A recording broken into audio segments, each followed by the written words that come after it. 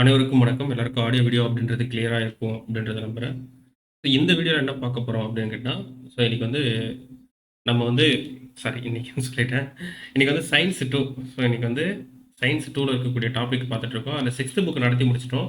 இப்போ ஸ்ட்ரெயிட்டா ninth book நடத்துறேன். 7th and 8th புக்ல இருக்கக்கூடிய கன்டென்ட் அப்படின்றது ஓரளவு சிமிலரா இருக்கும். அது அடுத்த வீடியோல பார்க்கலாம். இப்போ 9th புக்ல இருக்கக்கூடிய விஷயத்த பார்க்கலாம்.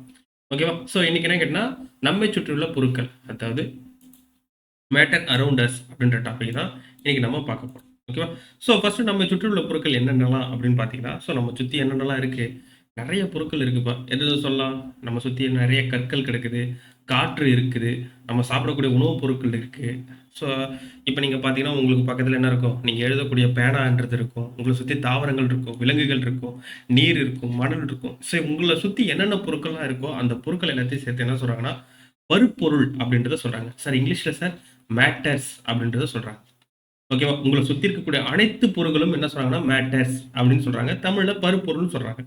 இந்த பருப்பொருள் அப்படின்னா என்ன சார்? அதுக்கான டெஃபினிஷன் சொல்ல முடியுமா சார் அப்படின்னு கேட்டா எஸ். பருப்பொருள் அப்படின்றது என்ன சொல்றாங்கன்னா நிறையும் இடத்தையும் அடைத்துக் கொள்ளும் பொருட்களுக்கு பேர் தான் பருப்பொருள். அப்ப எதெல்லாம் மாஸ் இருக்கு அந்த மாசை வச்சுக்கிட்டு ஒரு ஸ்பேஸ் ஆக்குபை பண்ணிருக்கோ அதுக்கு பேர் என்ன சொல்றாங்க மேட்டர்ஸ் அப்படின்றத சொல்லியிருப்பாங்க. இங்கிலீஷ்ல நிறைய கேள்வி கேட்பீங்க. பாருங்க, matter is anything that the mass and occupy the space அப்படின்றது சொல்லியிருப்பாங்க. ஓகேவா? அப்போ வந்து மேட்டர்ஸ் அப்படின்றது உங்களை சுற்றி இருக்கக்கூடிய பொருள். இந்த மேட்டர்ஸ் அப்படின்றது என்ன பண்ணியிருக்காங்கன்னா கிளாசிஃபை பண்ணியிருக்காங்க, வகைப்படுத்தியிருக்காங்க. எத்தனை வகையா சார் இருக்கு அப்படின்னு கேட்டீங்கன்னா, இது 8th புக்ல இருக்கும். ஆனால் 9th புக்ல தான் டீட்டெயிலாக கொடுத்துருப்பாங்க. ஓகேவா? பருப்பொருளின் இயல்பியல் பண்புகள் அடிப்பாட்டின் இயற்பியல் பண்பு வகையிலான வகைப்பாட்டினை 8ஆம் வகுப்பில் படித்துள்ளேன். அப்போ என்ன சொல்றாங்கன்னா, இதனுடைய இயற்பியல் பண்பு பருப்பொருள் அப்படின்றது வகைப்படுத்தியிருக்காங்க. எப்படி வகைப்படுத்திருக்காங்க? 2ஆ வகைப்படுத்திருக்காங்க. ஒன்று பிசிக்கல் கிளாசிபிகேஷன், இன்னொன்று என்ன கேட்டீங்கன்னா கெமிக்கல் கிளாசிபிகேஷன் அப்படின்னு சொல்லி 2ஆ பிரிச்சிருக்காங்க. ஒன்று இயற்பியல் வகைப்பாடு, இன்னொன்று வேதியியல் வகைப்பாடுன்னு பிரிச்சிருக்காங்க. அப்போ இயற்பியல் வகைப்பாடு என்னன்னு பார்த்தலாமா? பார்க்கலாம். இங்க பாருங்க.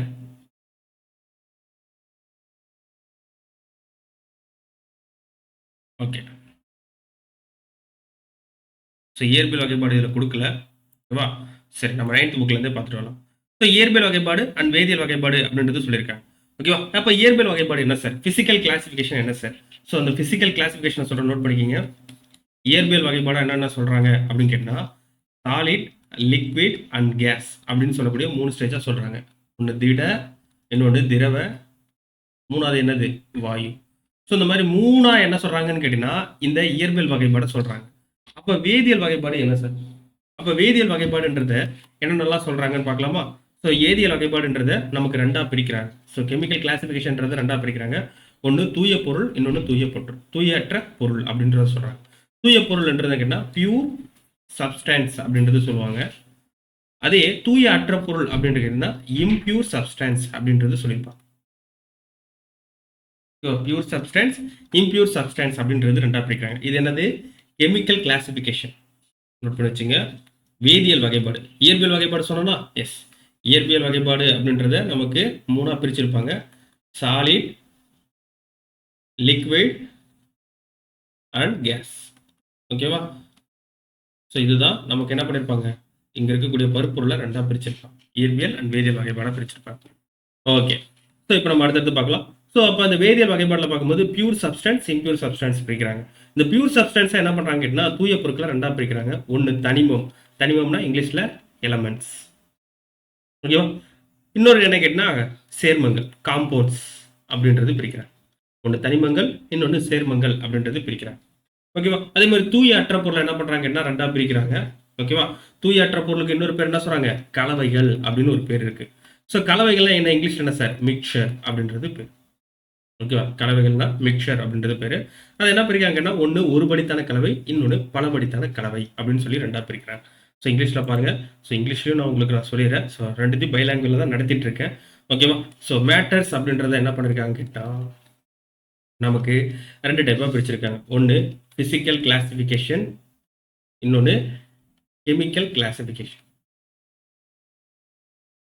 ஓகேவா? 2 டைப்பாக பிரிச்சிருக்கேன். அப்போ பிசிக்கல் கிளாசிஃபிகேஷன் என்னென்ன அப்படின்னு கேட்டால் ஒன்று சாலிட், ரெண்டாவது லிக்விட், மூணாவது கேஸ். ஒன்று திட, திரவ, வாயு. ஓகே, கெமிக்கல் கிளாசிஃபிகேஷன் என்ன பண்ணியிருக்காங்கன்னா, ஒன்று பியூர் சப்ஸ்டன்ஸ், இன்னொன்று இம்பியூர் சப்ஸ்டன்ஸ். இம்பியூர் சப்ஸ்டன்ஸுக்கு என்ன பேர்? மிக்சர் அப்படின்னு இன்னொரு நேமும் இருக்குது. ஓகேவா? ஸோ அந்த பியூர் சப்ஸ்டன்ஸ் என்னென்னலாம் இருக்குது அப்படின்னு கேட்டால், ஒன்று எலமெண்ட்ஸ், இன்னொன்று காம்பவுண்ட்ஸ். அது இம்பியூர் சப்ஸ்டன்ஸ் என்ன இருக்குன்னா, ரெண்டு இருக்குது. ஒன்று ஹெட்ரோஜினியஸ் மிக்சர், இன்னொன்று ஹோமோஜினியஸ் மிக்சர். அப்படின்னு என்ன சார் மாற்றி சொல்கிறீங்க? ரெண்டு ஒன்று தான்ப்பா. ரெண்டு ஒன்றுனா அந்த ஒன்று கிடையாது. நான் சொல்கிற வார்த்தைகள் இது ரெண்டும் உள்ளதாக இருக்குது. Okay, homogeneous mixture and heterogeneous mixture. ஹோமோஜினியஸ்னா ஒரு படித்தான கலவை, ஹெட்ரோஜினியஸ்னா பல படித்தான கலவை அப்படின்னு சொல்லி ரெண்டாம் நமக்கு பிரிச்சிருப்பாங்க. சரிங்க சார், இதெல்லாம் என்ன சார் எனக்கு புரியல சார், கொஞ்சம் தெளிவாக சொல்லுங்கள் சார் அப்படின்னு கேட்டிங்கன்னா, இங்கே பாருங்களேன், நான் உங்களுக்கு இன்னும் டீட்டெயிலாக சொல்கிறேன். இந்த தனிமங்கள் அப்படின்றது என்ன பண்ணுறாங்க கேட்டால், எளிய பொருளாக உடைக்க முடியாது அப்படின்றத சொல்கிறாங்க. அப்போ இங்கிலீஷில் என்ன சொல்கிறாங்க? So cannot be broken to simpler substance அப்படின்றது நமக்கு சொல்கிறாங்க. அதெல்லாம் sir cannot be broken into simpler substance அப்படின்னா கேட்டால், இப்போ நான் ஒரு செங்கல் எடுத்துக்கிறேன். இங்கே உங்களுக்கு காரணம் வர பாருங்க, இது ஒரு செங்கல்னு ஞாபகம் வச்சுங்க. இந்த செங்கலை உடைக்கும் பொழுது எனக்கு ஒரு சின்ன பீஸ் கிடைக்குது. அந்த சின்ன பீஸ் எடுத்து இன்னும் உடைக்கிறேன், அது இன்னும் சின்ன பீஸாக கிடைக்கும், அதையும் எடுத்து உடைக்கிறேன், ஒரு சின்ன பீஸாக கிடைக்கும், அதையும் உடைக்கிறேன். இந்த மாதிரி உடைச்சிட்டே வரும்பொழுது இந்த செங்கல் என்ன கேட்டால், ஏதாவது ஒரு ஸ்டேஜில் உடைக்க முடியாத ஸ்டேஜ் வரும்ல, cannot be broken வரும்ல. அப்போ அந்த உடைக்க முடியாத நிலைமைக்கு பேர் தான் எலமெண்ட் அப்படின்றது பேர். ஓகேவா? அப்போ உடைக்க முடியாத நிலைமைக்கு பேர் தான் என்ன சொல்கிறாங்கன்னா, தனிமங்கள் அப்படின்றது நமக்கு சொல்கிறாங்க. ஓகேவா? இந்த தனிமங்களை வச்சு தான் என்ன சொல்கிறதுன்னு கேட்டால், சேர்மங்கள் அப்படின்றது வருது. இப்போ ஒரு தனிமம் இன்னொரு தனிமத்து கூட சேர்ந்துச்சுன்னா, ஒரு தனிமம் இன்னொரு தனிமத்து கூட சேர்ந்துச்சுன்னா அது சேர்மமாக மாறும். ஒரு எலமெண்ட் இன்னொரு எலமெண்ட்டை கூட சேர்ந்துச்சுன்னா அது காம்பவுண்டாக மாறும். ஓகேவா? ஸோ அந்த காம்பவுண்ட் அப்படின்றது நிலையான இயல்பை கொண்டது, வேதி மற்றும் மின்வேதி வினைகள் மூலம் எளிய பொருளாக மாற்ற இயலும். ஓகேவா? ஸோ இது எளிய பொருளாக சிம்பிளர் சப்ஸ்டன்ஸாக மாற்றவே முடியாது, ஆனால் இது சிம்பிளர் சப்ஸ்டன்ஸாக மாற்ற முடியும். ஓகேவா? அப்போ தனிமங்களுக்கு எடுத்துக்காட்டு ஏதாவது சொல்லுங்க சார் அப்படிங்கன்னா, இப்போ தனிமம் என்ன பண்ணுறோம்? ஹைட்ரஜன் தனிமம் இருக்குது, ஆக்சிஜன் அப்படின்னு சொல்லக்கூடிய ஒரு தனிமம் இருக்குது. இப்போ தனிமம் சேர்ந்தால் சேர்மம் உருவாது. இப்போ ஹைட்ரஜன் சொல்லக்கூடிய தனிமம் 2 எடுத்துக்கிறேன், ஆக்சிஜன் சொல்லக்கூடிய தனிமம் 1 எடுத்துக்கிறேன். இது ரெண்டும் சேரும்பொழுது நமக்கு என்ன உருவாது? நீர் அப்படின்றது உருவாகுது. அப்போ நீர்ன்றது சேர்மமா சார்? எஸ், சேர்மம். அப்போ 2 எலமெண்ட் சேர்ந்து ஒரு காம்பவுண்டை உருவாக்குது. அப்போ சேர்மங்கள் பார்க்கும்போது நீர், சர்க்கரை, உப்பு, ஸோ இதெல்லாம் என்ன சேர்மங்கள் அப்படின்றது நமக்கு சொல்லியிருக்காங்க. ஓகேவா? சரி, இப்போ இந்த தூய்மையற்ற பொருளுக்கு வருவோம். ஓகேவா? ஸோ ஃபர்ஸ்ட் என்ன வந்துச்சு? தூய பொருட்கள் உருவாயிடுச்சு. இந்த தூய பொருட்கள் இருந்தால் தூய்மையற்ற பொருட்கள். ஓகேவா? எப்படி கேட்டிங்கன்னா வச்சுங்களேன், இந்த சேர்மங்கள் ஒன்றோட ஒன்று சேரும் பொழுது நமக்கு கலவைகள் உருவாகும். என்ன சொல்கிறேன்னா, காம்பவுண்டும் மிக்ஸ் ஆகும்போது நமக்கு மிக்சர்ஸ் அப்படின்றது கிடைக்குது. இப்போ பார்த்தீங்கன்னா, இப்போ நீர் எடுத்துக்கிறோம், அந்த நீர் கூட சர்க்கரை சேர்க்குறோம். இப்போ நீர் தனியாக பார்க்கும்போது சேர்மம், சர்க்கரையை தனியாக பார்க்கும்போது சேர்மம். வாட்டர் தனியாக காம்பவுண்டு, சுகர் தனியான காம்பவுண்டு, 2 காம்பவுண்டும் சேரும்பொழுது நமக்கு என்ன சொல்கிறாங்க? மிக்சர்ஸாக கிரியேட் ஆகுது. அந்த மிக்சர்ஸ் என்ன பண்ணுறாங்கன்னா 2ஆக பிரிக்கிறாங்க. ஒன்று ஹோமோஜினியஸ் மிக்சர், இன்னொன்று ஹெட்ரோஜினியஸ் மிக்சர். இப்போ 2 பேர் சேர்ந்து கலவைகளாக உருவாகுது. அந்த கலவைகள் தூய்மையற்ற பொருளாக இருக்குது. அந்த கலவைகள் 2ஆக பிரிக்கிறாங்க. ஒன்று ஒருபடித்தான கலவை, இன்னொன்று பலபடித்தான கலவை அப்படின்றது சொல்கிறாங்க. சார் ஒருபடித்தான கலவை என்னன்னா, பலபடித்தான கலவைனா என்ன? எனக்கு புரியுற மாதிரி சொல்லுங்கள் சார். இப்போ ஒருபடித்தான கலவைனா நீங்கள் கலக்கக்கூடிய பொருளை உங்கள் கண்ணால் பார்க்க முடியாது. எப்படி சார் அப்படின்னு கேட்டீங்கன்னா, இப்போ நீங்கள் இங்கே கொடுத்துருக்க மாதிரி சர்க்கரையும் தண்ணியும் எடுத்துக்கிறீங்க. இந்த சர்க்கரையும் தண்ணியும் எடுத்து நீங்கள் கலக்குறீங்க. கலந்துட்டீங்கன்னா சர்க்கரை கரைசல் உருவாயிடும். சர்க்கரையும் நீர் சேர்க்கும்போது சர்க்கரை கரைசல் உருவாயிடும். அப்போ சர்க்கரை தண்ணியில் நீங்கள் சர்க்கரையை தனியாக பார்க்க முடியுமா? கலந்ததுக்கப்புறம் சர்க்கரையை தனியாக பார்க்க முடியாது. இந்த மாதிரி நம்ம கலந்த பொருளை தனியாக பார்க்க முடியலன்னா அதுக்கு பேர் ஹோமோஜினியஸ் மிக்சர், ஒருபடித்தான கலவை. இப்போ மணலும் ஓகேவா, மணலும் நீரும் கலந்துக்கிறோம். ஓகேவா? இப்போ நம்ம சாண்டும் வாட்டரும் எடுத்து மிக்ஸ் பண்ணுறோம். கலக்கும் பொழுது மணலை தனியாக பார்க்கலாமா? எஸ், கண்டிப்பாக பார்க்கலாம். இந்த மாதிரி ஒரு மிக்சர் இருந்துச்சுன்னா அது பலபடித்தான கலவை. அப்போ கலக்கக்கூடிய பொருள் நம்ம கண்ணுக்கு தெரிஞ்சிச்சுன்னா கலந்ததுக்கு அப்புறமும் அது ஹெட்ரோஜினியஸ் மிக்சர், பலபடித்தான கலவைனும். அந்த கலந்த பொருள் நம்ம கண்ணுக்கு தெரியலன்னா ஒருபடித்தான கலவை, ஹோமோஜினியஸ் மிக்சர் அப்படின்னு சொல்லியும் அழைக்கப்படுது. ஓகேவா? ஸோ இவ்வளோதான்ப்பா இந்த பாடமே. ஓகேவா? இந்த பாடத்தில் வேறு என்ன கேட்டால், இந்த கலவைகள் இருக்கக்கூடிய பொருளை எப்படியெல்லாம் நம்ம பிரிக்கிறோம், செப்பரேஷன் பண்ணுறோம் அப்படின்றத பற்றி கொடுத்துருப்பாங்க. என்னென்ன மெத்தடில் செப்பரேஷன் பண்ணுறோம். அப்புறம் கடைசியாக பால்மம் அப்படின்னு சொல்லக்கூடிய ஒரு வார்த்தை கொடுத்துருப்பாங்க. இவ்வளோதான் இந்த பாடமே. தனிமங்கள், சேர்மங்கள், ஒருபடித்தான கலவை, பலபடித்தான கலவை, அதை பிரிக்கக்கூடிய முறைகள் என்ன, அடுத்து பால்மம் அப்படின்னு ஒரு விஷயத்தை கொடுத்துருப்பாங்க. இவ்வளோதான் ஒட்டுமொத்தமான டாப்பிக்கை இந்த இதில் கொடுத்துருக்குறது. ஸோ ஒன்று பார்க்கலாமா? ஸோ இதில் இருக்கக்கூடிய இம்பார்ட்டண்டான விஷயங்கள் மட்டும் சொல்கிறேன், நோட் பண்ணிட்டு போயிட்டே இருக்கலாம். ஓகேவா? ஸோ தனிமங்கள் அப்படின்னு பார்க்கும்பொழுது இது வரைக்கும் நம்ம பூமியில் எத்தனை தனிமங்கள் இருக்குது? ஸோ இங்கிலீஷில் எலமெண்ட்னு சொல்லுவாங்க. மொத்தம் 118 எலமெண்ட் இருக்குது. அந்த 118 எலமெண்ட்டையும் நமக்கு 2 டைப்பில் கிடச்சிருக்கு. ஒன்று நேச்சுரல் எலமெண்ட், ஓகேவா, ஒன்று நேச்சுரல் எலமெண்ட், இன்னொன்று லெபார்ட்டரியில் கண்டுபிடிச்ச எலமெண்ட். ஓகேவா? அதாவது இயற்கையில் கிடைக்கக்கூடிய தனிமங்கள், அதே மாதிரி ஆய்வகங்களில் இல்ல செயற்கையில் கிடைக்கக்கூடிய தனிமங்கள் அப்படின்னு சொல்லி நம்ம 2ஆ பிரிக்கிறோம். ஸோ இயற்கையில எவ்வளோ தனிமங்கள் கிடைச்சிருக்கு அப்படின்னு கேட்டா கிட்டத்தட்ட 92 தனிமங்கள் இயற்கையில கிடைச்சிருக்கு. செயற்கையில எவ்வளோ தனிமங்கள் கேட்டா 26 தனிமங்கள் கிடைச்சிருக்கு அப்படின்றது சொல்றாங்க. ஸோ இது உண்மையா சார் அப்படின்னு கேட்டா இது உண்மைதான். இது 9th புக் டேட்டா படி. ஆனால் 7th புக் டேட்டால என்ன கொடுத்துருப்பாங்க அப்படின்னு கேட்டா அதையும் நான் தெளிவாக சொல்றேன். இயற்கையில எவ்வளவு தனிமங்கள், நேச்சுரலா எவ்வளவு எலமெண்ட்ஸ் நம்ம கண்டுபிடிச்சிருக்கோம் கேட்டா 94 எலமெண்ட்ஸ் கண்டுபிடிச்சிருக்கோம். ஆர்டிபிஷியலா பார்க்கும்போது 24, ஒட்டுமொத்தமா 118 எலமெண்ட்ஸ் அப்படின்றது ஒட்டுமொத்தமா இருக்கு. ஓகேவா சார்? இப்போ நாங்கள் 9th புக்ல இருக்க போடுதோம், 7th புக்ல இருக்கிறது போடுவோம் கேட்டா 7th புக்ல இருக்க டேட்டாவை தான் நீங்க எடுத்துக்கணும். ஓகேவா? ஸோ பாருங்க 118 தனிமங்களில் 92 தனிமங்கள் இயற்கையில் காணப்படுகின்றன, 26 தனிமங்கள் செயற்கை முறையில் உருவாக்கப்படுகின்றன. ஆக மொத்தம் 118 தனிமங்கள் உருவாக்கப்பட்டிருக்கு அப்படின்றது சொல்லியிருக்கு. 118 தனிமங்களை வச்சுதான் இப்போ பூமியில் இருக்கக்கூடிய பொருட்கள் எல்லாமே இருக்கு அப்படின்றது நமக்கு சொல்லியிருப்பாங்க. ஓகேவா? சரி, அடுத்து ஒரு இம்பார்ட்டன்டான ஒரு பாயிண்ட் ஒன்று பார்த்துட்டு போயிடலாம். ஸோ என்ன பாயிண்ட் அப்படின்னு கேட்டீங்கன்னா இங்க பாருங்களேன்.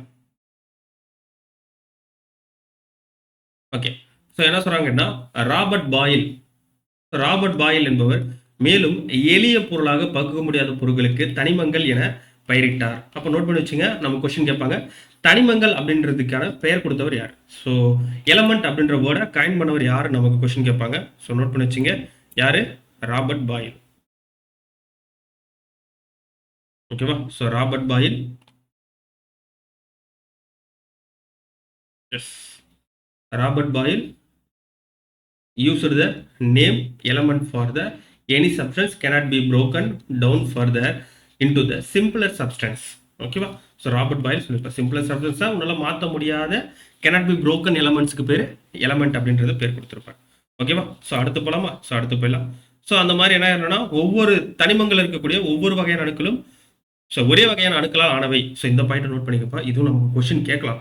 ஸோ அதனால நோட் பண்ணி வச்சுங்க. சார் இது என்ன சார் டெஃபினிஷன் சொல்லுவீங்களா? ஏதோ சொல்கிறோம் உங்களுக்கு எல்லாம் தான். ஓகேவா? ஸோ தனிமங்கள் ஒவ்வொன்றும் ஒரே வகையான அணுக்களால் ஆனவை. அப்போ தனிமம்ன்றது என்ன அணுன்னு சொல்றீங்களா சார்? ஆமாப்பா, நம்மளால உடைக்க முடியாத பொருளை தனிமம் சொல்றோம். அதை உடைச்சனா நமக்கு என்ன அணுக்களாக கிடைக்கும். அணுக்கள்னா என்ன சார் இங்கிலீஷ்ல? ஆட்டம்ஸ். இந்த ஆட்டமுக்குள்ள என்ன இருக்குன்னா 3 பார்ட்டிகல்ஸ்னால இந்த ஆட்டம்ன்றது கிரியேட் ஆயிருக்கும். இந்த அணுன்றது 3 பொருட்களால் உருவாயிருக்கும். ஒன்று எலக்ட்ரான், 2வது புரோட்டான், 3வது நியூட்ரான். இதை தாண்டி இன்னும் நிறைய பொருட்கள் இருக்கு. பாசிட்ரான் இருக்கு, நியூட்ரினோ இருக்கு. ஸோ இந்த மாதிரி நிறைய விஷயங்கள் உள்ள இருக்கு. அதை நம்ம 11th 12th போகும்போது டீட்டெயிலாக படிக்கலாம். இப்போதைக்கு நமக்கு வந்து பேசிக்கான விஷயங்கள் மட்டும் தெரிஞ்சுக்கலாம். அப்போ ஒரு அணுன்றது எப்படி உருவாதுன்னு கேட்டா எலக்ட்ரான், புரோட்டான், நியூட்ரான் இந்த 3 பொருளும் சேர்ந்து அணு உருவாகுது. அந்த அணு எல்லாமே ஒன்னா சேர்ந்து, அதாவது ஒரே வகையான அணுக்களாக சேர்ந்து உருவாகக்கூடியதா தனிமம். இப்போ பார்த்தீங்கன்னா ஹைட்ரஜன் சொல்லக்கூடிய ஒரு ஆட்டம் இருக்குன்னு வச்சுங்களேன். வெறும் ஹைட்ரஜன் ஆட்டமா சேர்ந்துச்சுன்னா அதுக்கு பேர் ஹைட்ரஜன் சொல்லக்கூடிய தனிமம், ஹைட்ரஜன் எலமெண்ட் அப்படின்றது நம்ம சொல்றோம். ஓகேவா? அப்ப தனிமங்கள் என்றது என்ன, ஒவ்வொன்றும் ஒரே வகையான அணுக்களால் ஆனவை என்று வரையறுக்கப்பட்டுள்ளது. ஸோ நோட் பண்ணி வச்சுங்க. அப்ப அலுமினியம் என்னும் தனிமம் அலுமினியம் அணுக்களால் ஆனது. நோட் பண்ணி வச்சுங்க, இம்பார்ட்டன்டான பாயிண்ட். ஓகேவா? ஸோ அலுமினியம் அணுக்களிலிருந்து வேதியியல் ரீதியாக எளிமையான பொருளாக மாற்ற முடியாது. ஆனால் அலுமினியம் ஆக்சைடு, அலுமினியம் நைட்ரேடு அல்லது அலுமினியம் சல்ஃபேட் போன்ற சிக்கலான வேதிப்பொருட்களை உருவாக்க முடியும். ஓகேவா? ஸோ இது மட்டும் நோட் பண்ணி வச்சுங்க, ரொம்ப இம்பார்ட்டன்டான பாயிண்ட் தான். அடுத்தது அணு அப்படின்னா என்ன, மூலக்கூறுனா என்ன அப்படின்ற ஒரு வார்த்தையை சொல்லியிருக்கேன். ஓகேவா? ஸோ என்னன்னு கேட்டீங்கன்னா இப்போ நம்ம தனிமம் அப்படின்ற ஒரு வார்த்தை பார்த்தோம். அப்போ அந்த தனிமம் எப்படி உருவாகுது? சேர்மம் அப்படின்ற ஒரு வார்த்தையை பார்த்தோம். இந்த சேர்மம் எப்படி உருவாகுது அப்படின்னு பார்த்தோன்னா இது ரெண்டுமே மூலக்கூறுல இருந்து தான் உருவாகுது. இந்த மூலக்கூறு எங்க இருந்து சார் வருது? அணுக்கள்ல இருந்து வருது. சார் என்ன சார் குழப்புறீங்க, உங்களுக்கு புரியல சார், கொஞ்சம் தெளிவாக சொல்லுங்க சார் அப்படின்னு கேட்டீங்கன்னா இதை சொல்கிறேன் உங்களுக்காகவே. ஓகே, ஸ்பேஸ் வந்துச்சுன்னா கொஞ்சம் நல்லா இருக்கும்னு நினைக்கிறேன். எஸ், இந்த ஸ்பேஸ் போதும்னு நினைக்கிறேன். இப்போ ஃபர்ஸ்ட் என்ன கேட்டீங்கன்னா ஒரு அணு அப்படின்றது உருவாகுது. அணுனா என்ன சார் இங்கிலீஷில்? ஆட்டம் அப்படின்னு சொல்லுவாங்க. நோட் பண்ணிச்சுங்க, இதெல்லாம் பேசிக். இந்த பேசிக் யாருமே அதிகமாக சொல்லித்தர மாட்டாங்க, நான் உங்களுக்கு சொல்லித்தரேன். இந்த அணு அப்படின்றது எதனால் உருவாயிருக்கும் அப்படின்னு கேட்டால் எலக்ட்ரான், புரோட்டான், நியூட்ரான் இந்த 3 பொருட்களால் உருவானது இந்த அணு. ஓகேவா? இந்த அணு இன்னொரு அணு கூட சேர்ந்துச்சுன்னா, ஒரு ஆட்டம் இன்னொரு ஆட்டம் கூட சேர்ந்துச்சுன்னா அதுக்கு பேர் என்ன சொல்றாங்கன்னா மாலிகுல். சார் என்ன சார் புரியல சார்? ஒன்றுலப்பா, ஒரு அணு இன்னொரு அணு கூட சேர்ந்துச்சுன்னா அதுக்கு பேர் தான் மூலக்கூறு. ஓகேவா? அப்ப அந்த மூலக்கூறுன்றது என்ன கேட்டா நமக்கு 2ஆ பிரிக்கிறாங்க. அந்த மாலிகுல்ஸ் அப்படின்றது 2ஆ பிரிக்கிறாங்க. ஒன்னு எலமெண்ட்னு பிரிக்கிறாங்க, இன்னொன்னு காம்பவுண்ட்னு பிரிக்கிறாங்க. சார் இப்பதான் சார் எனக்கு புரியுது. எஸ், எலமெண்ட்ன்றது தனிமம், இன்னொன்னு சேர்மம். ஓகேவா? அப்ப தனிமம்ன்றது என்ன சார்? இங்க பாத்தீங்கன்னா இது மூலக்கூறுலால தான் இந்த மூலக்கூறு 2ஆ பிரிக்கிறாங்க, தனிமம் சேர்மம்னு. அப்ப அந்த மூலக்கூறுல தான் உருவாகுது. ஒரே வகையான மூலக்கூறா இருந்துச்சுன்னா சார் ஒரே வகையான மூலக்கூறுனா same kind of molecules or atom. Note பண்ணி வச்சுங்க. நான் சொல்ற டேட்டாலாம் ஏதுனீங்கன்னா உங்களுக்கு பயங்கரமா இருக்குப்பா. Same kind of atom or molecule. ஓகேவா? அந்த same kind of atom or மாலிகுலுக்கு பேர் தான் என்ன சொல்றாங்க, எலமெண்ட் அப்படின்றது சொல்றாங்க. அதே காம்பவுண்ட் அப்படின்றது என்ன கேட்டீங்கன்னா, different kind of element or atom. சொல்றது புரியுதா? வெவ்வேறு வகையான மூலக்கூறுகளா இருந்துச்சுன்னா அதுக்கு பேரு சேர்மம். ஒரே வகையான மூலக்கூறுகளா இருந்துச்சுன்னா அதுக்கு பேரு என்னப்பா, எஸ், தனிமம். சரி, இன்னும் நீங்க எக்ஸாம்பிளோட சொன்னீங்கன்னா ஈஸியா புரியும் சார். இதோ சொல்றேன், என்ன பாருங்க. இப்ப ஹைட்ரஜன் சொல்லக்கூடிய ஒரு அணு எடுத்துக்கிறேன். ஆக்சிஜன் சொல்லக்கூடிய அணுக்கள் இருக்கு. ஓகேவா? ஹைட்ரஜன், ஆக்சிஜன், கார்பன், இந்த மாதிரி நைட்ரஜன், இந்த மாதிரி அணுக்கள் நிறைய இருக்குப்பா. ஓகேவா? இந்த அணுக்கள் நிறைய சேருது. இப்போ ஹைட்ரஜன் சொல்லக்கூடிய ஒரு அணு இன்னொரு ஹைட்ரஜன் சொல்லக்கூடிய ஒரு அணுவை சேருது. அப்படி சேர்ந்தா அதுக்கு பேர் என்னது? ஹைட்ரஜன் சொல்லக்கூடிய மாலிகுல். கரெக்டா? ஹைட்ரஜன் மூலக்கூறு அப்படின்றது அர்த்தம். ஓகேவா? ஸோ அந்த ஹைட்ரஜன் மூலக்கூறு அப்படின்றது இருக்கு. அதே மாதிரி ஹைட்ரஜன் சொல்லக்கூடிய ஒரு அணு ஆக்சிஜன் சொல்லக்கூடிய ஒரு அணு கூட சேருது. அப்படி சேர்ந்தா ஹைட்ரஜன், சரி, ஹைட்ராக்சைடு அப்படின்னு சொல்லக்கூடிய மாலிகுல். ஓகேவா? OH சொல்லக்கூடிய மாலிகுல். புரியுதா? அப்ப இது ரெண்டுமே என்னது? மூலக்கூறு தான். இந்த மூலக்கூறை என்ன பண்றாங்கன்னா நமக்கு ரெண்டா பிரிக்கிறாங்க. ஒன்னு தனிமம், எலமெண்ட்ஸ், இன்னொன்னு சேர்மம், காம்பவுண்ட்ஸ் அப்படின்றது பிரிச்சாங்க. அப்ப இந்த தனிமம் அப்படின்றது என்ன கேட்டா, இதுவும் மாலிகுல் தான், இதுவும் மாலிகுல் தான். ஆனா தனிமம்ன்றது ஒரே வகையான அணுக்கள் சேர்ந்ததா இருக்கணும், இல்ல ஒரே வகையான மூலக்கூறுகளா இருக்கணும். அப்ப ஒரே வகையா இருக்கக்கூடியது ஹைட்ரஜன் சொல்லக்கூடிய அணு, ஹைட்ரஜன் சொல்லக்கூடிய அணு. இதுவும் ஹைட்ரஜன் தான், இதுவும் ஹைட்ரஜன் தான். அப்ப ரெண்டு சேர்ந்துச்சுன்னா நமக்கு ஹைட்ரஜன் சொல்லக்கூடிய தனிமம் கிடைச்சிடும். அதே பாருங்க, வெவ்வேறு வகையான மூலக்கூறு அல்லது அணுக்கள் சேரும்பொழுது நமக்கு சேர்மம் கிடைக்குதுன்னு சொல்றாங்க. இப்ப ஹைட்ரஜன் சொல்லக்கூடிய அணு, ஆக்சிஜன் சொல்லக்கூடிய வெவ்வேறு அணுக்களா சேருது. Different kind of atoms or molecules. அதுக்கு பேர் என்ன சொல்றாங்கன்னா, அதுக்கு பேரு சேர்மம். ஓகேவா? சிம்பிள். ஸோ இப்படிதான் நமக்கு என்ன கேட்டா கெமிஸ்ட்ரி பேசிக்ஸ்ல இருந்து புரிஞ்சுச்சுன்னா உங்களுக்கு ரொம்ப ரொம்ப ரொம்ப ரொம்ப யூஸ்ஃபுல்லா இருக்கும். ஓகேவா? ஸோ பார்க்கலாமா? சரி. ஸோ இதுதான் என்ன சொல்லியிருப்பாங்கன்னா, நமக்கு இங்க வந்து எக்ஸாம்பிளா சொல்லியிருப்பாங்க. தனிமம் அப்படின்றது என்ன சொல்லியிருக்காங்கன்னு பாருங்க. வேதிவினையில் ஈடுபடும் தனிமத்தின் மிகச்சிறிய துகள் தனித்தோ சேர்ந்தோ காணப்படும் அப்படின்றது சொல்றாங்க. ஒரு தனிமம் அல்லது சேர்மத்தின் மிகச்சிறிய துகளுக்கு பேரு மூலக்கூறு. நான் சொன்னதான் அப்படியே இருக்கும். ஓகேவா? ஸோ பாருங்க, ரொம்ப ஈஸியா இருக்கும். ஸோ கீழே பார்த்தீங்கன்னா நமக்கு கொடுத்துருக்கக்கூடியது ஹைட்ரஜன் மூலக்கூறில் 2 ஹைட்ரஜன் அணுக்கள் உள்ளன அப்படின்றது நமக்கு கொடுத்துருக்காங்க. 2 ஹைட்ரஜன், 1 ஆக்சிஜன் அப்படின்றது கொடுத்துருக்காங்க. ஸோ இதை நான் உங்களுக்கு எக்ஸ்பிளைன் பண்ணி சொல்றேன்.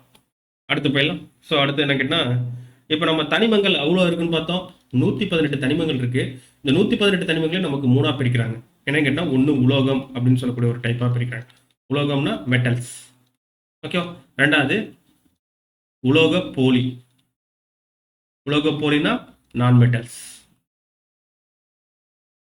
ஓகேவா? அடுத்து பார்க்கக்கூடியது அலோகம். அலோகம்னா எஸ், மெட்டலைட்ஸ். ஓகேவா? இந்த மாதிரி 3 டைப்பா நமக்கு பிரிக்கிறாங்க. அப்போ உலோகம் எது, உலோக போலிகள் எது, அலோகம் எது அப்படின்னு மட்டும் தெரிஞ்சுக்கிட்டா போதும். ஓகேவா? அடுத்த சேர்மங்கள், காம்பவுண்ட்ஸ்.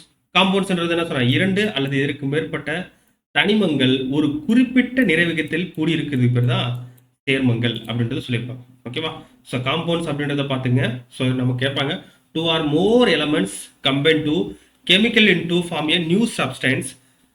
இதுக்கு பேர் என்ன சொல்றாங்கன்னா காம்பவுண்ட் அப்படின்றது சொல்றாங்க. அப்போ இதெல்லாம் காம்பவுண்ட்ஸ் அப்படின்றது மட்டும் பார்த்துக்கிட்டா போதும். ஓகேவா? சரி, அடுத்து போலாமா? ஸோ சேர்மங்கள் அப்படின்றது பார்த்தாச்சு. அந்த சேர்மங்கள்ல முக்கியமான ஒரு சேர்மம் பார்க்கறது என்னன்னா பாஸ்பரஸ், நைட்ரஜன் மற்றும் பொட்டாசியம்.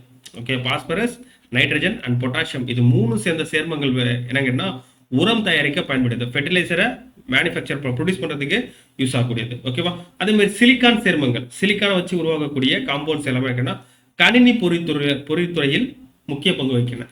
இதுதான் நமக்கு அடிக்கடி கேட்கக்கூடிய கொஸ்டின்ஸ். நோட் பண்ணி வச்சுங்க. இதனுடைய பயன்பாடுகள் தான் நம்ம கொஸ்டின் கேட்பாங்க. ஓகேவா? அடுத்தது ஃப்ளோரின் சொல்லக்கூடிய சேர்மங்கள் நம்ம பற்களை வலுப்படுத்தவும் பற்பசை பேஸ்ட்லையும் யூஸ் பண்றாங்க. எது? ஃப்ளோரின். ஓகேவா? நோட் பண்ணி வச்சுங்க. இதெல்லாம் இம்பார்ட்டன்டான கொஸ்டின்ஸ். அடுத்து போலாமா? அடுத்து போயிடலாம் நினைக்கிறேன். அடுத்தது கலவைகள், மிக்சர்ஸ் அப்படின்றத நம்ம பார்க்கலாம். ஓகேவா? ஸோ கலவைகள் அப்படின்னு பார்க்கும்போது என்ன கேட்டால் நமக்கு வந்து எல்பிஜி கேஸை பற்றி கொடுத்துருக்காங்க. இந்த எல்பிஜி கேஸ் அப்படின்றது நமக்கு அடிக்கடி கேட்கக்கூடியது. எல்பிஜி அப்படின்றது என்னன்னா லிக்விஃபைடு பெட்ரோலியம் கேஸ். ஓகேவா? அதுக்கு பேர் தான் எல்பிஜி. ஓகேவா? திரவமாக்கப்பட்ட பெட்ரோலிய வாயு அப்படின்றது சொல்லியிருப்பாங்க. இது எளிதில் தீப்பற்றக்கூடிய வாயு. ஸோ என்ன சொல்றாங்கன்னா, இது ஃப்ளேமபிள் கேஸ் தான். அது மட்டும் இல்லாம ஹைட்ரோ கார்பன் வாயு. இது ஹைட்ரோ கார்பன் காம்பவுண்ட்ஸ் தான். ஹைட்ரோ கார்பன்னா ஹைட்ரஜனும் கார்பனும் சேர்ந்த ஒரு சேர்மத்துக்கு பேர் தான் ஹைட்ரோ கார்பன். அப்ப ஹைட்ரோ கார்பன் சேர்மத்தோடைய ஒரு வகை தான் யாரு? LPG gas. ஓகேவா? என்னென்ன சேர்ந்திருக்கு அப்படின்னு கேட்டா நோட் பண்ணி வச்சுங்க. இது இம்பார்ட்டன்டான கொஸ்டின். புரோபைன், பியூட்டேன் வாயுக்களின் கலவையை கொண்டுள்ளது. ஸோ புரோபைன் அண்ட் பியூட்டேன் ரெண்டு வாயும் சேர்ந்து தான் நமக்கு என்ன வருது? எல்பிஜி கேஸ் அப்படின்றது உருவாகுது. அது மட்டும் இல்லாமல் அழுத்தத்துக்கு உட்பட்டு திரவமாக்கப்படும் பொழுது வெப்பப்படுத்தவும் உணவு சமைக்கவும் எரிபொருளாகவும் பயன்படுகிறது. நோட் பண்ணி வச்சுங்க. இம்பார்ட்டன்டான பாயிண்ட். இது மட்டும் தெரிஞ்சா போதும். அடுத்து போயிடலாமா? எஸ், அடுத்து போயிடலாம். அடுத்து என்ன கேட்டா கலவைகள் மற்றும் சேர்மங்களுக்கு இடையான வேறுபாடுகள். ஓகேவா? ஸோ இதெல்லாம் லைட்டாக ரீட் பண்ணிக்கோங்க. ஓகேவா? ஸோ இது மட்டும் ரீட் பண்ணிக்கோங்க. அடுத்து போயிடலாம். ஸோ ரத்தம் ஒரு கலவை அப்படின்றது கொடுத்துருப்பாங்க. பிளட்ன்றது என்ன சொன்னா அது ஒரு மிக்சர் அப்படின்றத சொல்லியிருப்பாங்க. என்ன மிக்சர் சார் அப்படிங்கன்னா ரத்த தட்டுக்கள், ரத்த சிவப்பணுக்கள், வெள்ளை அணுக்கள் அதெல்லாமே என்ன பண்ணுது? பிளாஸ்மால கலந்துருக்கு அப்படின்றது சொல்லியிருப்பாங்க. இது மட்டும் நம்ம லைட்டாக மட்டும் பார்த்தா போதும்பா, ரொம்பலாம் பெருசாக கிடையாது. அடுத்தது மிக்சருடைய டைப், கலவைகளுடைய வகைகள். ஒருபடித்தான கலவை, பலபடித்தான கலவை ரெண்டுன்றதை பிரிக்கிறாங்க. ஸோ மிக்சர்ஸ் அப்படின்னு கேட்டது ஹோமோஜினியஸ் மிக்சர், ஹெட்ரோஜினியஸ் மிக்சர். இந்த ஹோமோஜினியஸ் மிக்சரே என்ன பண்றாங்க? ரெண்டா பிரிக்கிறாங்க. ஒருபடித்தான கலவை ரெண்டா பிரிக்கிறாங்க. உண்மை கரைசல், உலோக கலவை அப்படின்றது பிரிக்கிறாங்க. பலபடித்தான கலவைகள் கூழ்மங்கள், கூழ்மங்கள் அப்படின்றது பிரிக்கிறாங்க. ஓகேவா? ஸோ இந்த கலவைகளை மட்டும் தெரிஞ்சுக்கிட்டா போதும். மிக்சர்ஸ் அப்படின்னு பார்க்கும்போது ஹோமோஜினியஸ் மிக்சர் ரெண்டா பிரிக்கிறாங்க. ட்ரூ சொல்யூஷன்ஸ் அண்ட் அலாய்ட்ஸ் அப்படின்றது பிரிக்கிறாங்க. ஹெட்ரோஜினியஸ் மிக்சர் என்ன சஸ்பென்ஷன் அண்ட் கொலாய்ட் பார்ட்டிகல்ஸ் அப்படின்னு சொல்லி ரெண்டா பிரிக்கிறாங்க. இது மட்டும் நம்ம பார்த்துட்டாலே இந்த டாபிக் அப்படின்றது ஓரளவு கம்ப்ளீட். ஓகேவா? சரி, இப்போ என்ன கேட்டா இந்த கலவையில் இருக்கக்கூடிய பொருட்கள் ஒருபடித்தான கலவை, பலபடித்தான கலவை அப்படின்றத நான் ஸ்டார்டிங்லேயே சொல்லியிருந்தேன். அதுதான் இங்கே கொடுத்துருப்பாங்க. ஒருபடித்தான கலவைனா கேட்டா ஒருபடித்தான கலவையில் அதன் பகுதி பொருட்களை தனித்தனியாகவே பார்க்க இயலாது. ஸோ ஹோமோஜினியஸ் மிக்சர்ல என்ன சொல்றாங்க? எஸ், ஹோமோஜினியஸ் மிக்சர்ல உங்களுக்கு என்ன சொல்றாங்க? cannot be seen separately அப்படின்றத சொல்லியிருப்பாங்க. எது? which components cannot be mixture components வந்து cannot be seen separately அப்படின்னு தான் அது ஹோமோஜினியஸ் மிக்சர். அதே ஹெட்ரோஜினியஸ் மிக்சர்னா என்ன சொல்றாங்கன்னா the mixture in which the components can be seen separately அப்படின்னு வந்தாலே அது ஹெட்ரோஜினியஸ் மிக்சர். அவ்வளோதான் சிம்பிளான விஷயம். ஓகேவா? அதுக்கு எக்ஸாம்பிள் கூட கீழே கொடுத்துருப்பாங்க, அது பார்த்துங்க. அதுக்கப்புறம் செப்பரேஷன் ஆஃப் மிக்சர், அதாவது இந்த கலவையில் இருக்கக்கூடிய பொருட்களை தனியாக பிரித்தெடுக்கக்கூடிய முறைகள் என்னென்ன அப்படின்றத பார்க்கலாம். ஸோ அந்த முறைகள் அப்படின்றது இந்த ஒரு டேபிளை வச்சு நம்ம படிச்சுட்டு போயிடலாம். ஓகேவா? ஸோ ஒருபடித்தான கலவைகள் என்னென்ன, பலபடித்தான கலவைகள் என்னென்ன அப்படின்றது இங்கே கொடுத்துருக்காங்க. ஒருபடித்தான கலவைகள் அப்படின்னாங்கன்னா கரையக்கூடிய திடப்பொருள் திரவத்தில் கரைஞ்சிருக்கும். அது என்ன சார் கரையக்கூடிய திடப்பொருள் அப்படின்னு கேட்டீங்கன்னா, இப்போ வந்து சர்க்கரை, உப்பு இதெல்லாமே கேட்டீங்கன்னா சாலிட் தான். அது என்ன பண்ணும்? ஆனால் கரையக்கூடியது. அந்த கரையக்கூடிய பொருள் நம்ம திரவத்தில், நீர்லையோ இதெல்லாம் ஒன்றுத்துல கரைஞ்சிருக்கும். ஓகேவா? அப்ப இந்த திடப்பொருளும் திரவமும் கரைஞ்சிருந்துச்சுன்னா நம்ம எந்த மெத்தட்ல பிரிச்செடுக்கலாம் அப்படின்னா ஆவியாதல், காய்ச்சி வடித்தல், படிகமாதல். ஸோ இந்த மெத்தட்ல நம்ம பிரிச்செடுக்கலாம். ஓகேவா? ஸோ ஹோமோஜினியஸ் மிக்சர்ல soluble solids in and liquids, இந்த ரெண்டு மிக்சர்ஸ்ல சாலிட் அண்ட் லிக்விட் மிக்சர்ஸ்ல இருந்து எப்படி பிரிச்செடுக்கலாம் அப்படின்னா எவாபரேஷன், டிஸ்டிலேஷன் அண்ட் கிறிஸ்டலைசேஷன் அப்படின்ற மெத்தட்ல பிரிச்செடுக்கலாம். அடுத்து டூ மிசிபிள் லிக்விட்ஸ், அதாவது மிசிபிள் லிக்விட்ஸ் அப்படின்னு கேட்டால் கலக்கக்கூடிய திரவங்கள். இம்மிசிபிள் லிக்விட்ஸ் அப்படின்னா கலவாத திரவங்கள். அப்போ ரெண்டு கலக்கக்கூடிய திரவங்கள், இப்போ பாலும் தண்ணியும் கலக்கும். ஸோ கலக்கக்கூடிய திரவங்களை என்ன முறையில் பெற்றிருக்கலாம்? பின்ன காய்ச்சி வடித்தல். பெட்ரோலும் இந்த மெத்தடில் தான் தயாரிக்கிறாங்க. நோட் பண்ணி வச்சுக்கோங்க, இம்பார்ட்டன்டான point. Okay, fractional distillation method. அடுத்தது solution of 2 or more solids in a liquid. அப்போ என்ன சொல்றாங்க? 2 மற்றும் அதற்கு மேற்பட்ட திடப்பொருட்கள் கொண்ட கரைசலுக்கு பேரு வண்ண பிரிகை முறையில் பிரிச்செடுக்கிறாங்க. ஓகேவா? இது எல்லாமே என்ன கேட்டா ஒருபடித்தான கலவை. ஸோ அப்போ ஹோமோஜினியஸ் மிக்சருடைய மிக்சர்ஸ் என்னென்ன டைப்ல இருக்கு? 3 டைப்ல இருக்கு. அடுத்து ஹெட்ரோஜினியஸ் மிக்சர்ஸ், திண்மம். ஸோ திண்மம் பிளஸ் திண்மம், சாலிட் பிளஸ் சாலிட் கலந்துருந்துச்சுன்னா, இந்த மிக்சர்ல கலந்துச்சுன்னா என்னென்ன பிரித்து எடுக்கலாம்? கையால் பொறுக்கெடுத்தல், ஹேண்ட் பிக்கிங் மெத்தட், சலித்தல், சீவிங், காற்றால் தூற்றுதல், காந்த பிரிக்கை முறை மற்றும் பதங்கமாதல். இந்த மெத்தட்ல பிரிச்செடுக்கலாம். நம்ம கொஸ்டின் கேட்பாங்க, பதங்கமாதல் சப்ளிமேஷன் அப்படின்னு சொல்லுவோம். அது என்ன மிக்ஸா இருக்கும்? சாலிட் பிளஸ் சாலிட் மிக்ஸ் ஆயிருக்கும். ஓகேவா? அதே மாதிரி hand picking method, சீவிங், winnowing, magnetic separation, இதெல்லாம் சாலிட் பிளஸ் மிக்சரா இருந்துச்சுன்னா எடுக்கக்கூடியது. அடுத்து ஹெட்ரோஜினியஸ் மிக்சர்ல இன்சொலிபிள் சாலிட் இன் லிக்விட்ஸ். இன்சொலிபிள்னா கரையாத திடப்பொருள். இங்க பாருங்களேன், கரையும் திடப்பொருள் இங்க கொடுத்தாங்களா? அப்ப இது கரையாத திடப்பொருள் திரவத்துல கரைஞ்சிருந்துச்சுன்னா வீழ்படிவாதல், தெளிய வைத்திருத்தல், ஏற்றுதல், வடிகட்டுதல், மைய விலக்கல் முறை, இந்த 3 மெத்தட்ல பிரிக்கலாம். அடுத்தது ஒன்றுடன் ஒன்றாக கலவாத திரவங்கள். ஒன்றுடன் ஒன்று கலவாத திரவங்கள்னா 2 immersible liquids அப்படின்னு பார்க்கும்பொழுது டிகனேஷன், சால்வெண்ட் எக்ஸ்ட்ராக்ஷன். ஸோ இந்த மெத்தட்ல இருந்து நமக்கு பிரிச்சிருக்கோம். இந்த ஒரு டேபிளை மட்டும் நம்ம பார்த்தாலே போதுமானது. இன்னும் டீட்டெயிலாக வேண்டுறவங்க உள்ளே போய் படித்தா போதும். மைய விலக்கு முறைக்கு என்ன எடுத்துக்காட்டு. ஸோ ஒன்று எடுத்துக்காட்டு இங்கே கொடுத்துருப்பாங்க, நோட் பண்ணி வச்சுங்க. ஓகேவா, இந்த எடுத்துக்காட்டு தான் நம்ம கொஸ்டின் கேட்பாங்க. ஓகேவா, சரி நம்ம அடுத்தது இம்பார்ட்டன்டான விஷயத்துக்கு போயிடலாம். ஸோ இங்கே பாருங்கள், உங்களுக்கு கொடுத்துருப்பாங்க பின்ன காட்சி வடித்தல். ஓகேவா, வண்ண பிரிகை முறை. ஸோ ஒன்று கொடுத்துருப்பாங்க, இதை டீட்டெயிலாக படிச்சு பாருங்க, உங்களுக்கு புரியும். ஓகேவா, அடுத்தது கரைசல்கள். ஏன்னா நான் உங்களுக்கு வந்து கான்செப்ட் சொல்லிட்டேன், அந்த கான்செப்ட் வச்சு படித்தா புரியும்.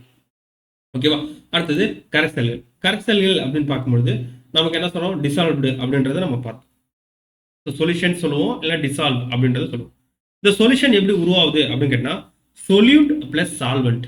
அதனால சார் சொல்யூட், சொல்யூட்னா கரைபொருள். ஓகேவா, கரையக்கூடிய பொருள். சால்வெண்ட் அப்படின்றது என்ன கேட்டா, கரைப்பான். இந்த கரைபொருளை கரைக்கக்கூடிய பொருள் தான் கரைப்பான். இந்த கரைபொருளும் கரைப்பானும் சேர்ந்து நமக்கு கரைசலை உருவாக்கும். கரைசல் தான் பேர் என்ன சொல்றாங்க, சொல்யூஷன் அப்படின்றது சொல்லியிருப்போம். ஓகேவா, எக்ஸாம்பிள் பார்த்தோன்னா சொல்யூட்டுக்கு என்ன பண்ணுறாங்க, சால்ட் எடுத்துக்கிறாங்க. சால்வெண்ட்டுக்கு என்ன பண்ணுறாங்க, வாட்டர் எடுத்துக்கிறாங்க. ரெண்டும் மிக்ஸ் பண்ணி என்ன கிடைக்குன்னா சால்ட் சொல்யூஷன் அப்படின்றது நமக்கு கிடைக்கும். ஓகேவா, ஸோ நமக்கு சொல்யூஷன் அப்படின்றது டைப்ஸாக இருக்குது. என்னென்ன டைப்ஸ் அப்படின்றத பார்க்கலாம். சொல்யூஷன் அப்படின்றது நமக்கு வந்து ஓகே 3 டைப்பில் இருக்கும். ஓகே, இங்கே பார்த்தீங்கன்னா கொடுத்துருப்பாங்க, the particle size of the solute, the solutions are divided into 3 types. அப்போ என்ன சொல்கிறாங்க அப்படின்றத நல்லா பாருங்கள், தமிழில் பாருங்கள், உங்களுக்கு ஈஸியாக புரியும். கரைசலில் உள்ள கரைபொருள் துகள் அளவை பொறுத்து, ஓகேவா, கரையக்கூடிய பொருளுடைய பார்ட்டிகிள் சைஸை வச்சு என்ன பண்ணுறாங்கன்னா கரைசல்களை 3 வகையாக பிரிக்கப்படுகின்றன. அந்த 3 வகையை என்னென்னு பார்க்கலாமா. ஸோ ஒன்று வந்து கொடுத்துருக்காங்களா தனியாக, எஸ் கொடுத்துருக்காங்க. ஒன்று வந்து உண்மை கரைசல். ஓகேவா, ரெண்டாவது கூழ்ம கரைசல், மூணாவது தொங்கல்கள் அப்படின்னு சொல்லி 3 டைப்பாக பிரிச்சிருக்காங்க. அது என்ன சார் உண்மை கரைசல் அப்படின்னு கேட்டால், இப்போ சர்க்கரை கரைசல், சர்க்கரையும் தண்ணியும் சேர்க்கறது தான் சர்க்கரை கரைசல். அதை நீங்கள் பாருங்களேன், அதில் வந்து கரைசல் துகள்கள் நம்ம வந்து என்ன பண்ண முடியுது, கண்ணில் பார்க்க முடியும், தெளிவாக கரைசலாக இருப்பதை காண முடியும். ஆனால் அக்கரைசலில் துகள்கள் படிவதில்லை, துகள்கள் அதில் எதுவுமே நம்ம பார்க்க முடியாது. இதுக்கு பேர் உண்மை கரைசல், ட்ரூ சொல்யூஷன் அப்படின்றது சொல்லியிருப்பாங்க. ஓகேவா, ஸோ என்ன சொல்லியிருக்காங்க, அதுக்கு பேர் ட்ரூ சொல்யூஷன். ஓகேவா, பார்ட்டிகல்ஸ் நெவர் செட்டில் டவுன். ஓகேவா, பார்ட்டிகல் வந்து அதில் செட்டில் டவுனாக இருக்கு. அடுத்து பாருங்களேன், அடுத்து என்ன சொல்கிறாங்கன்னா, அடுத்து உங்களுக்கு கூழ்ம கரைசல். கூழ்ம கரைசல்னா ஸ்டார்ச் அது கூட நீரை வச்சு மிக்ஸ் பண்ணுறாங்க. அப்படி மிக்ஸ் பண்ணா வச்சுங்களேன், நமக்கு கிளவுட்ஸ் மாதிரி உருவாகும் அப்படின்றத சொல்கிறாங்க. அப்போ அந்த கிளவுட்ஸ் மாதிரி உருவானா அதுக்கு பேர் கூழ்ம கரைசல். ஓகேவா, அதே கோதுமை மாவில் தண்ணி நீங்கள் மிக்ஸ் பண்ணிங்கன்னா அதில் கொஞ்ச நேரத்துக்கு அப்புறம் அதில் இருக்கக்கூடிய நுண்ணிய துகள்கள் அடியில் படிகின்றன. இதுக்கு பேர் தொங்கல்கள். ஓகேவா, ஸோ என்னென்ன சொல்கிறாங்க நோட் பண்ணி வச்சுங்க, இம்பார்ட்டன்டான பாயிண்ட். ஃபர்ஸ்ட் ட்ரூ சொல்யூஷன்னா particles never settle down the solution, அதுக்கு பேர் ட்ரூ சொல்யூஷன். அடுத்தது என்ன சொல்கிறாங்கன்னு கேட்டிங்கன்னா, த க்ளவுடி மிக்சராக இருந்துச்சுன்னா அதுக்கு பேர் கொலாய்டல் சொல்யூஷன் அப்படின்றது பேர். அதுக்கப்புறம் உங்களுக்கு settle down the, so particle slowly settle down the bottom after the sometimes அப்படின்னு வந்துச்சுனாலே அதுக்கு பேர் சஸ்பென்ஷன். சஸ்பென்ஷன்னா தொங்கல்கள் அப்படின்னு சொல்லி தமிழில் சொல்லுவாங்க. ஓகேவா, அவ்வளோதான்ப்பா, இந்த பாடமே இவ்வளோதான். அதுக்கப்புறம் இந்த 3 கரைசல்களை வச்சு ஒரு 2 விஷயங்களை மட்டும் பார்த்தா போதும். இந்த டேபிளில் பார்த்துங்க, என்னென்ன சார் இந்த டேபிளை பற்றி கொடுத்துருக்காங்க, தொங்கல்கள், கூழ்மங்கள், உண்மை கரைசல். இதனுடைய துகளுடைய அளவை வச்சு 3ஆக பிரிச்சிருப்பாங்க. ஓகேவா, ஸோ என்ன கேட்டா 100 நேனோமீட்டருக்கு மேலே இருந்துச்சுன்னா துகளின் அளவு 100 நேனோமீட்டருக்கு மேலே இருந்துச்சுன்னா அது தொங்கல்கள்னு சொல்கிறாங்க. 1லேருந்து 100 நேனோமீட்டர் இருந்துச்சுன்னா அது கூழ்மங்கள் சொல்கிறாங்க. 1 நேனோமீட்டர் கீழே கம்மியாக இருந்துச்சுன்னா அது உண்மை கரைசல் அப்படின்றது சொல்லியிருப்பாங்க. அதுக்கப்புறம் கேட்டால் அதை நீங்கள் கீழே படித்து பார்க்கும்போது உங்களுக்கு புரியும். ஓகேவா, அடுத்தது உங்களுக்கு வந்து ப்ரௌனின் இயக்கம் அப்படின்னு சொல்லி உங்களுக்கு ப்ரீவியஸ் இயர்ல கொஸ்டின் கேட்டிருக்காங்க. அப்போ அந்த ப்ரௌனின் இயக்கம் அப்படின்னா என்ன, ப்ரௌனியன் மூவ்மெண்ட் அப்படின்னா என்ன அப்படின்றது மட்டும் நீங்கள் படித்தா போதுமானது. அப்போ ப்ரௌனின் இயக்கம் அப்படின்றது என்ன சொல்கிறாங்க கேட்டால், கூழ்ம கரைசல்களை செறிவு மிக்க நுண்ணோக்கியால் பார்க்கும் பொழுது, ஸோ கூழ்ம கரைசல் எடுத்துக்கிறாங்க, கொலாய்டல் பார்ட்டிகல் எடுத்துக்கிறாங்க, அதை நீங்கள் வந்து மைக்ரோஸ்கோப்பில் பார்க்கும்பொழுது கூழ்மத்துகள்கள் அங்கும் இங்குமாக நீங்கள் நோட் பண்ணிச்சுங்க, ஒழுங்கற்ற நிலையில் சீராகவும் வேகமாகவும் நகர்ந்து கொண்டிருக்கும். ஸோ இதுக்கு பேர் தான் என்ன சொல்றாங்கன்னா ப்ரௌனின் இயக்கம், ப்ரௌனின் நகர்வு அப்படின்றது சொல்லியிருப்பாங்க. ஸோ இதுதான் ப்ரௌனின் நகர்வு. ஓகேவா, அடுத்து Tyndall effect. So Tyndall effect அப்படின்றத கேட்டால் இதுலேயும் கூழ்ம கரைசல் தான் எடுத்துக்கிறேன். இது கூழ்ம கரைசல்ன்ற வார்த்தையோ மிஸ் பண்ணக்கூடாது. அப்போ கூழ்ம கரைசல் வழியே ஒரு ஒளிக்கற்றை செல்லும் பொழுது, ஸோ அப்போ என்ன சொல்றாங்கன்னா ஒரு லைட் என்ன பண்ணுது, இந்த கூழ்ம கரைசல் வழியே லைட்டு செல்லுது. அப்படி செல்லும் பொழுது அதனுடைய பாதையை நம்மளால பார்க்க முடியும். இந்த ஒளிக்கற்றையினுடைய பாதை நம்ம கண்ணுக்கு தெரியும் அப்படின்றத சொல்றாங்க. ஏன்னு கேட்டீங்கன்னா, இங்க இருக்க பார்ட்டிகல்ஸ் என்ன பண்ணும், அந்த லைட்டா ஸ்கேட்டரிங் பண்ணும். அப்படி ஸ்கேட்டரிங் பண்ணும்போது நம்ம கண்ணுக்கு தெரியும். இதை யார் கண்டுபிடிச்சாரு? டிண்டால் 1869 கண்டுபிடிச்சாரு. இதுக்கு பேர் தான் டிண்டால் விளைவு. ஓகேவா? ஸோ சிம்பிளான விஷயங்கள் தான். அடுத்தது பால்மம் அப்படின்றது ஒரு சிறப்பு வகையான ஒரு கூழ்மம். கூழ்மத்தில் இருக்கக்கூடிய ஒரு ஸ்பெஷலைஸ்டு பார்ட்டிகிள். ஓகேவா? அதை மட்டும் நம்ம பார்த்தா போதும். அடுத்து என்ன சொல்றாங்க? எமுல்ஷன். பால்மோனா emulsion, a special kind of colloids அப்படின்றது நமக்கு சொல்லியிருக்கோம். அப்ப பால்மம்ன்றது என்ன சார்? ஒன்றுடன் ஒன்று கலவாத இரண்டு திரவங்களை சேர்ப்பதினால் உருவாகும் ஒரு சிறப்பு வகையான கலவை. அப்போ ஒன்றுடன் ஒன்று கலவாத திரவங்கள். ஸோ எது சார் ஒன்றுடன் ஒன்று சேராத திரவங்கள் அப்படின்னு கேட்டினா, இப்போ தண்ணி எடுத்துக்கிறோம், நீர் எடுத்துக்கிறோம், அது கூட எண்ணெய் எடுத்துக்கிறோம். நீர் எண்ணெய் சேருமா? சேராது. இது ரெண்டும் சேர்ந்துச்சுன்னா எப்படி இருக்கும்? அதுதான் கொலைடர், பால்மம் அப்படின்றது சொல்கிறேன். ஓகேவா? ஸோ இங்கிலீஷில் என்ன சொல்கிறாங்க? எமுல்ஷன் அப்படின்றது நமக்கு இங்கே சொல்லியிருக்காங்க. ஸோ அந்த பால்மங்கள் என்னென்ன பார்த்தோன்னா, நமக்கு வந்து ரெண்டு வகையில் இருக்குது. ஸோ என்னென்னு கேட்டிங்கன்னா, ஒன்று எண்ணெய் நீர், இன்னொன்று நீர் எண்ணெய். சார் புரியல சார். இப்போ பார்த்தீங்கன்னா நீரில் எண்ணெய் இருக்கும். ஓகேவா? நீரில் எண்ணெய் இருக்கும். இப்போ தண்ணி எடுத்துக்கிறேன், அந்த தண்ணி மேலே எண்ணெய் மிதந்துட்டு இருந்துச்சுன்னா அது ஒரு டைப். இப்போ எண்ணெய் எடுத்துக்கிறேன், எண்ணெய் மேலே தண்ணி மிதந்துட்டு இருந்துச்சுன்னா அது ஒரு டைப். ஸோ பால்மத்தில் ரெண்டு டைப் இருக்குது. அந்த ரெண்டு டைப்பு என்னென்ன எடுத்துக்காட்டு அப்படின்றது இங்கே நீங்கள் படித்து பார்த்து புரிஞ்சுக்க. ஓகேவா? ஸோ அந்த பால்மம்ன்றதுக்கான டீட்டெயிலாக இங்கே கொடுத்துருக்காங்க. ஸோ இதோட நம்ம ஒட்டுமொத்தமாக நம்ம இந்த விஷயத்தை நான் முடிச்சிட்டேன். ஓகேவா? ஸோ மீண்டும் இதே ஒரு அடுத்த வகுப்பில் பார்க்குறேன். அனைவருக்கும் நன்றி.